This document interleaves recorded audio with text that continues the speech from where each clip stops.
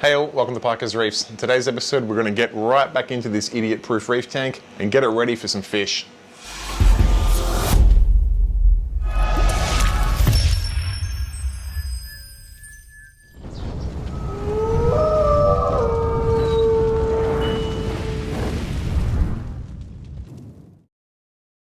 Alright, so I must admit, whilst the series, the Idiot Proof Reef Tank, didn't get overwhelmed with views, it absolutely did get a following, and I've had probably nothing more than a heap of questions from people saying, when are you going to get back to the Idiot Proof Reef Tank? And first of all, I must apologise. I've kind of dropped the ball on it a little bit.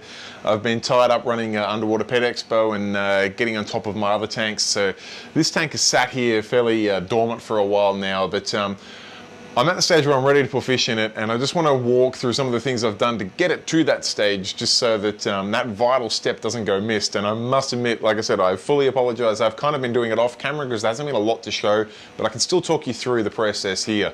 Now, you can see the tank is sitting here. It's still got no fish in there. One thing that you can see is the beautiful frosted rose bubble tip up here. There's a couple of leather frags in there that are just enjoying life and ticking along, and I haven't really been doing a lot to the tank other than every time I come into my fish room I've been doing what I call a little bit of phantom feeding. Basically all that is if I'm feeding pellets, I'll put like one pellet in this tank. If I'm feeding frozen, I'll hold the frozen cube in the water, give it a rub for like 1 second and take it out. Basically putting the smallest amount of food that I can in this tank just to keep the bacteria going, just to keep that continual sort of cycle of ammonia going in, breaking down into nitrite, converting to nitrate, just keeping everything alive and functioning in there. Now, the fact that it has an anemone in there, that is going to actually produce a little bit of waste, and that's exactly what we need to keep this cycle going. The next thing I can do is just keep adding a little bit of bacteria into the tank just to keep fueling the bacteria there, make sure that there's, whilst there's a bit of food in there, make sure that the bacteria population has plenty there just to be ready as we can for fish. Now, one thing, once we add fish, it almost doesn't matter how much we've prepared, how much phantom feeding we're doing, the fish are going to produce a lot more waste and there's going to be a need for a lot more bacteria. So we're going to need to be ready to do some water changes to add more bacteria. Try to keep on top of everything and just keep an eye out for the fish. The last thing we want is a spike in any nutrients at all there. So the tank here, it didn't get probably as many water changes as it should have, but as you can see, it's looking pretty good. I'm at the point now where I feel like I'll do one more water change. I'll add a couple of cleanup crew in there. In fact, I've already added one. You can't really see him. He's a trochus snail hiding under the rocks. I grabbed him out of one of my other tanks where they've been breeding, so he's not been collected from the wild at all. It's been bred actually in my house. He's in there. Ironically, he's the only thing covered in algae. His shell's covered in algae. Everything else is looking pretty good. But we're at the stage where we're about to get some clownfish in this tank and see if they'll host in that beautiful anemone. So I'm going to give this tank a little bit of a once over. Like I said, I'm going to get a water change in there. I'm going to give the glass a little bit of a clean. I'm going to just make sure everything's looking all good. There's a little bit of algae growing off the artificial rock, which is to be completely expected with artificial rock. I know some people say that artificial rock is algae free. Personally, I find it to be the opposite. I find it leaches a lot of silicates, which tends to grow this real brown snotty algae. Totally fine, not a problem. This tank's been running for a few months now, I think.